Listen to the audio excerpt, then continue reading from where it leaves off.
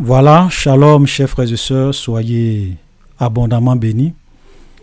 Aujourd'hui, l'objectif de cette vidéo, c'est vraiment de vous montrer comment vous pouvez aller vous-même sur Internet et puis vérifier par vous-même toutes les références des hadiths que je donne dans mes vidéos. Voilà. C'est-à-dire que quand je cite un hadith, comment vous-même vous pouvez aller sur Internet, aller sur des sites, que ça, même certains sites musulmans, mais nous allons juste prendre le cas d'un seul site. Voilà, nous allons prendre le cas d'un seul site où vous pourrez trouver tous les hadiths et leurs références. Donc tous les hadiths que je donne dans toutes mes vidéos, vous pourrez aller par exemple sur le site sunna.com, https://sunna.com, et vérifier par vous-même toutes les références des hadiths, toutes les références des sources musulmanes et islamiques que je cite. Voilà, pour vérifier vous-même.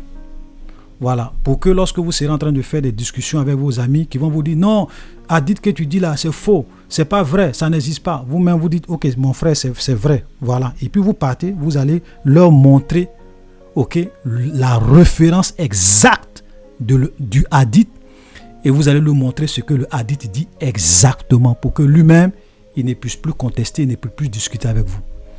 Voilà, parce que malheureusement, ce que certains font, c'est que quand vous leur donnez la référence, ou bien quand vous citez un hadith authentique, un hadith sahih, quand il veut se faire sortir d'affaire, ils vous disent non, ça n'existe pas, c'est faux, c'est faux, c'est faux. Alors qu'en réalité, eux-mêmes, ils ne savent pas. Voilà, parce que beaucoup de musulmans en réalité ne connaissent pas l'islam. Ils ne savent pas ce qui est dans les hadiths, dans leur propre source islamique. Voilà, donc aujourd'hui, nous allons vraiment faire un exemple concret.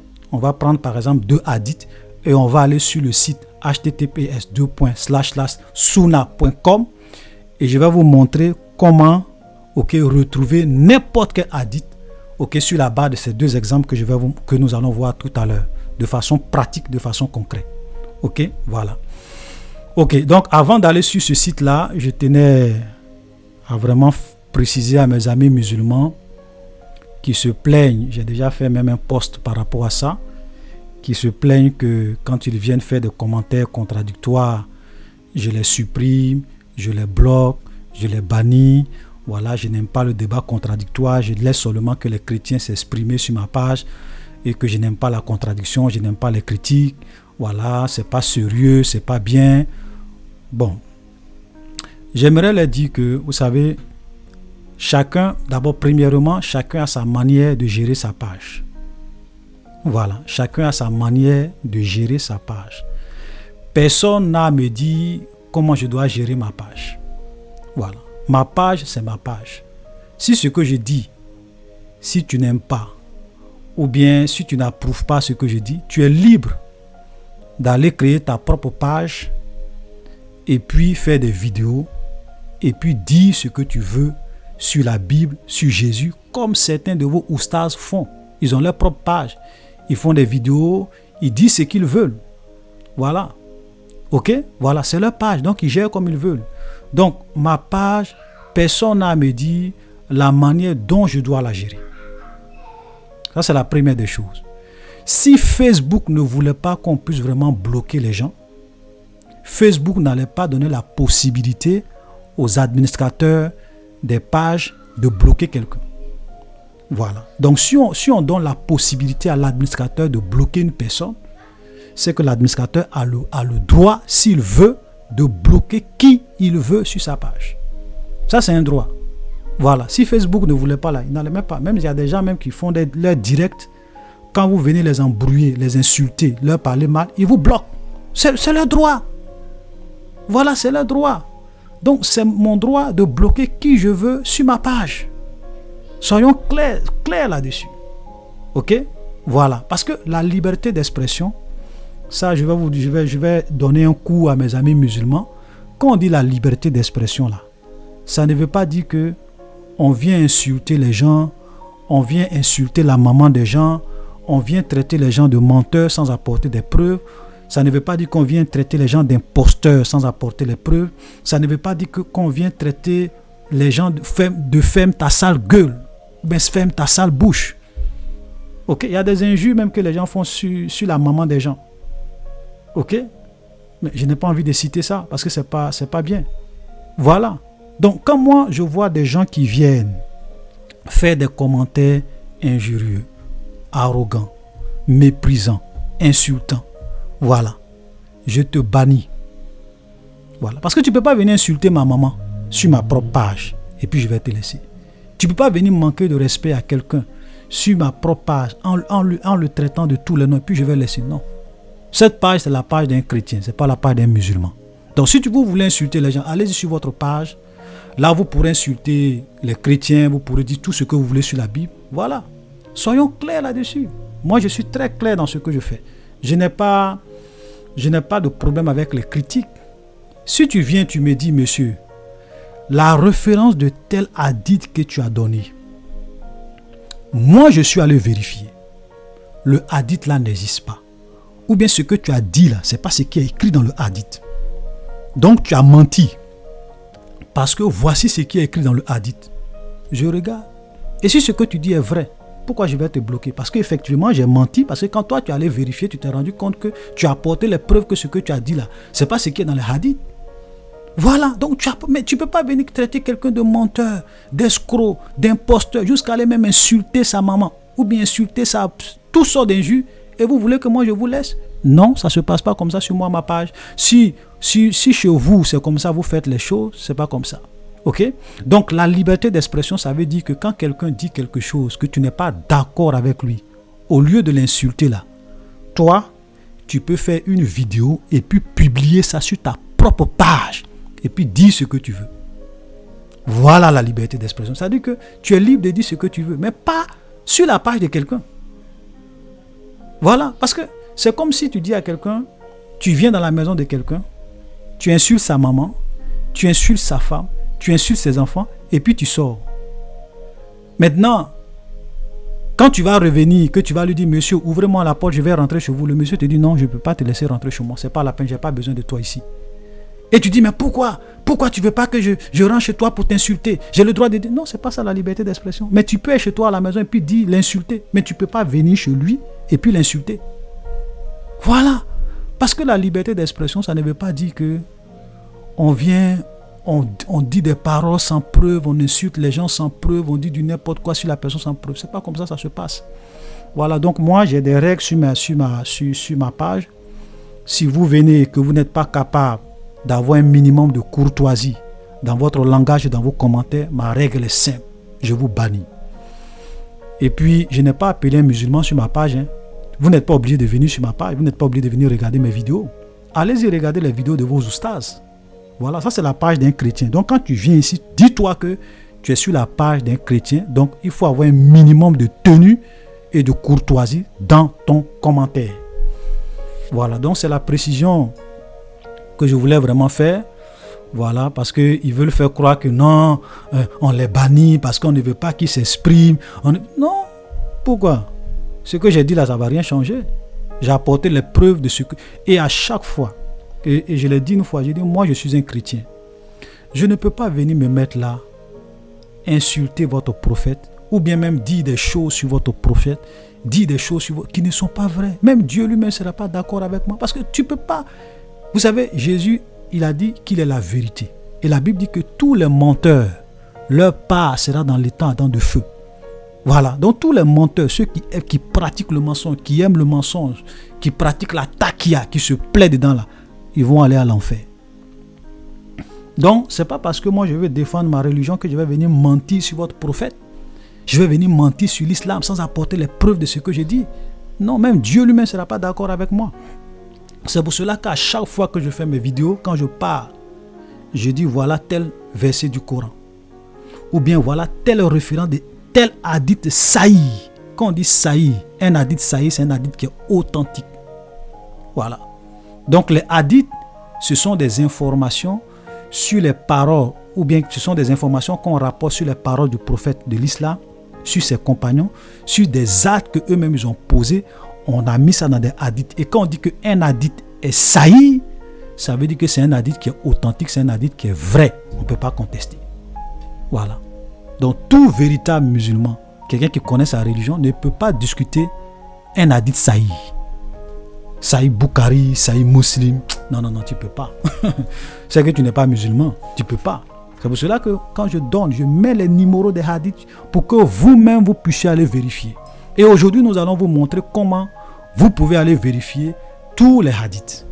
Tous les numéros. Quand je dis hadith, quand je dis Sahih Bukhari numéro tant, vous pouvez aller vérifier sur le site sunna.com. Voilà.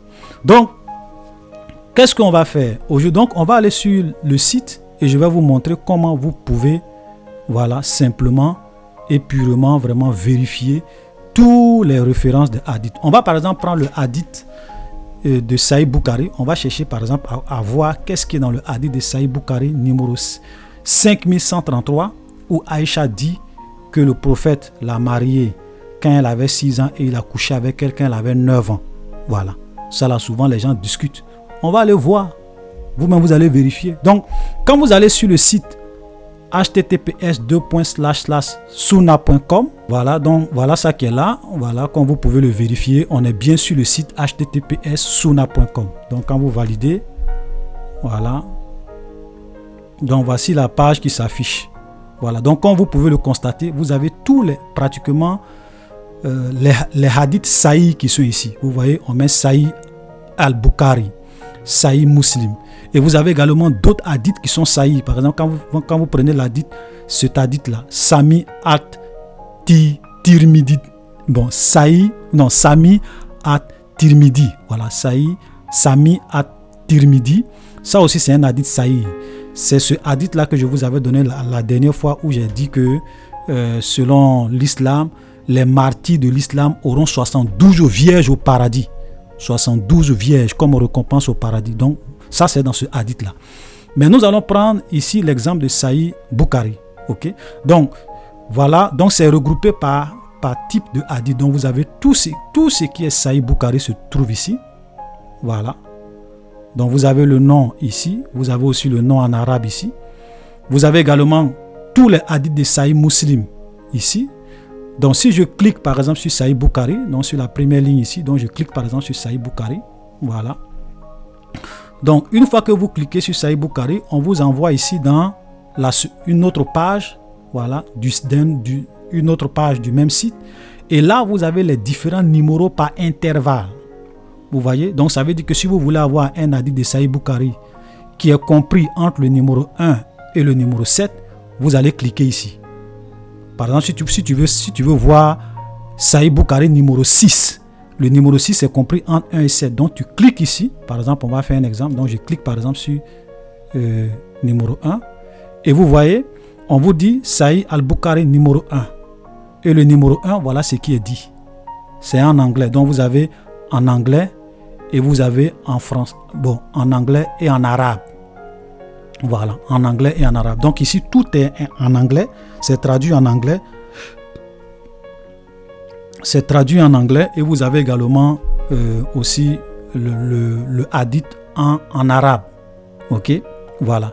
Maintenant, si vous ne comprenez pas l'anglais, c'est pas grave. Il y a toujours un moyen. Donc, par exemple, je veux par exemple, bon, on va revenir, on va plutôt faire l'exemple sur le hadith numéro 5000. Donc, on va chercher le hadith numéro 5133. Voilà, donc on vient en bas. Le numéro 5133. Voilà, donc ici, vous voyez, ici, ce sont les hadiths Sahih Bukhari compris entre le numéro 5063 et le numéro 5250. Donc, le numéro 5133 que nous cherchons est compris ici et dans cet intervalle-là. Donc, je clique là-dessus. Voilà, donc je clique là-dessus. Voilà, et je cherche le numéro. Ok, donc quand vous regardez un hadith, en bas vous avez le numéro. Ici, ça c'est le 5063. Donc voilà tout ce qui est dit dans le numéro 5063 qui est là. Ok, donc on va venir en bas et on va chercher exactement le numéro 5133. Donc on vient en bas,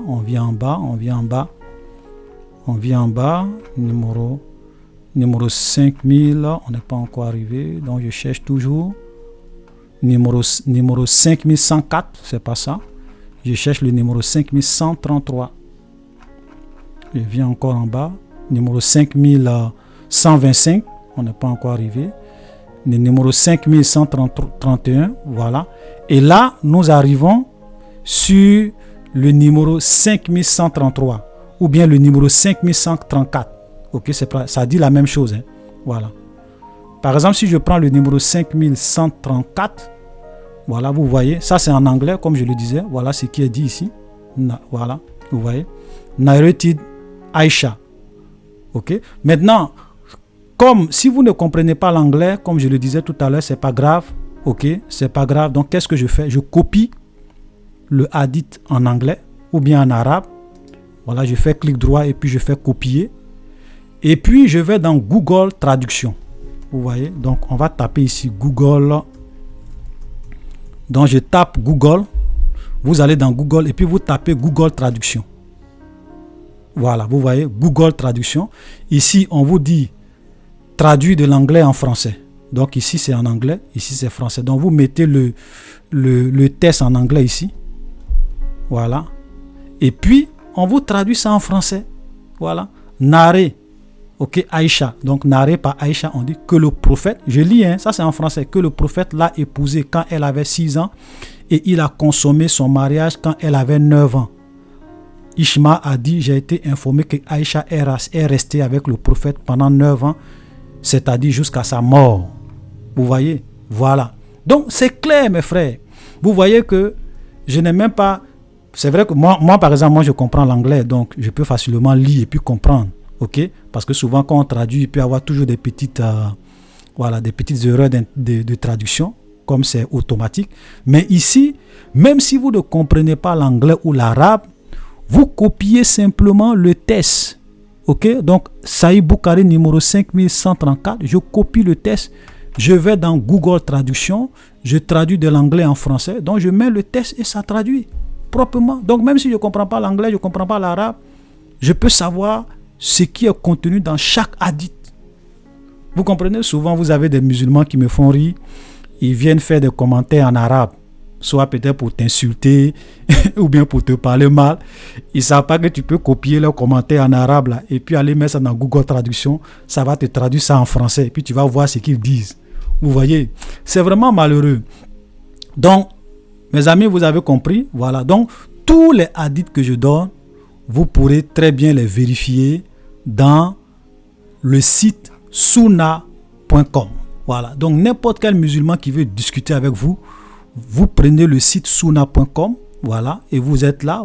Si c'est Boukari, vous cliquez sur Boukari. Si c'est Muslim, vous cliquez sur Muslim. Si c'est Jimmy At-Tirmidhi, vous cliquez sur Jimmy At-Tirmidhi. On va prendre l'exemple, par exemple, de Jimmy At-Tirmidhi. Ok, donc nous allons prendre ici l'exemple du Saïd de l'hadith Jimmy At-Tirmidhi, où j'avais parlé par exemple de la récompense des martyrs dans l'islam, où j'avais dit que selon l'enseignement du prophète de l'islam, tous les martyrs auront comme récompense 72 vierges au paradis. Ok, donc le numéro de l'hadith, c'est Jimmy At-Tirmidhi, numéro 1663. Voilà, donc on vient ici. Ok, donc on va chercher l'intervalle où est compris le hadith numéro 1663. Donc c'est compris ici. C'est compris entre l'intervalle 1619 et l'intervalle 1669. Ok, donc je clique ici. Voilà. Et je vais maintenant chercher le numéro exact. L'hadith, c'est le numéro 1663. Ok, donc je cherche toujours, je viens en bas. Ok, numéro 1660. Ok, j'ai dépassé un peu. Voilà. Donc voilà, c'est ici. Voilà. Donc vous voyez, ici on a le hadith. Voilà. Jimmy At-Tirmidhi, numéro 1663. Donc je copie encore. Je copie. Et je vais encore aller mettre ça dans Google Traduction pour avoir, voilà, la signification en français du hadith. Voilà. Donc voilà ce qui est clair. Voilà, donc on va lire un peu. On dit que le messager d'Allah a dit: il y a 6 choses avec Allah pour le martyr. Il est pardonné avec le premier flux de sang. Okay? On lui montre sa place au paradis. Il est protégé du châtiment du châtiment tombe. C'est pas encore parfait. À l'abri de la plus grande terreur, la couronne de la dignité est placée sur sa tête et ses joyaux sont meilleurs que le monde et ce qu'il contient. Il est marié à 72 femmes. Voilà. Le long, bon, ici ils n'ont pas traduit, mais ce sont les houris du paradis. Voilà. Donc, vous voyez. Donc, tout est clair. Voilà. Donc, quand nous parlons, donc vous voyez que tout est clair. Hein? Quand nous parlons, nous ne sommes pas là pour mentir, nous ne sommes pas là pour donner des fausses informations. Donc, tout ce que je dis, tous les hadiths que je vous donne comme référence, vous pourrez donc aller les vérifier sur le site sunna.com. Voilà, donc tout ce qu'on dit, c'est vrai que souvent quand on traduit de l'anglais en arabe, il peut y avoir des petites erreurs de traduction, mais dans l'ensemble, l'idée générale y est. Voilà, donc même si vous ne comprenez pas l'anglais, vous pouvez copier ces hadiths-là en anglais et puis aller faire la traduction dans Google Traduction et vous allez voir ce que ça veut dire. Voilà, donc tous les musulmans qui pensent que nous sommes là pour mentir, pour dire des choses qui ne sont pas vraies ou bien pour mentir sur leur prophète, nous leur disons que tous les hadiths que nous citons, ils peuvent les vérifier sur le site sunna.com. Voilà, sunna.com et ils vont voir si tout ce que nous disons est faux ou c'est vrai. Voilà. Donc, chers frères et sœurs, ainsi prend fin cette petite vidéo. J'espère que cela a pu vous aider. Voilà, donc désormais, si vous êtes en train de discuter avec un musulman qui vous dit que non, le hadith que tu cites là c'est faux, tu as pris ça où, c'est où, vous dites ok, il n'y a pas de problème, allons-y sur le site sunna.com parce que ce site là, c'est pas un site chrétien. Donc c'est pas la peine de dire oui, ce sont les chrétiens qui ont mis là-bas, c'est pas un site chrétien. Voilà, sunna.com c'est pas chrétien. Donc tous les référents de vos hadiths Sahih Bukhari, Sahih Muslim, tout est là-bas, tous vos hadiths Sahih là, vous pourrez aller vérifier et savoir et vérifier par vous-même et venez me dire si tous les référents des hadiths que je cite là, si j'invente, je n'invente rien, je ne peux pas venir mentir sur vous, ce que je dis est la vérité. Donc voilà un moyen que vous avez pour vérifier. Voilà, donc chers frères et sœurs, soyez bénis et à la prochaine.